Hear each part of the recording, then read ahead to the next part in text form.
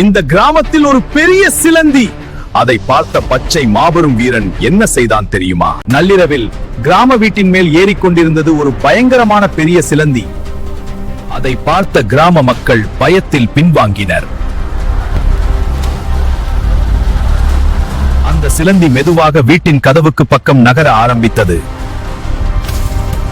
அந்த நேரத்தில் கிராமத்தை காப்பாற்ற பச்சை மாபெரும் வீரன் வந்தான். ஆனால் சிலந்தி திடீரென தாக்க ஆரம்பித்தது. வீரன் ஒரு பலமான அடியை கொடுத்தான். பச்சை வீரன் கோபத்தில் ஒரு அடியல்ல, தொடர்ச்சியாக பல அடிகளை கொடுத்தான்.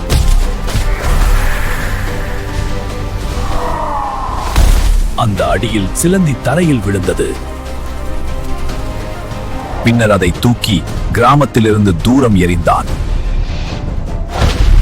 கிராமம் மீண்டும் பாதுகாப்பாகியது. ஆனால் அந்த சிலந்தி எங்கிருந்து வந்தது என்பது இன்னும் ஒரு மர்மம்.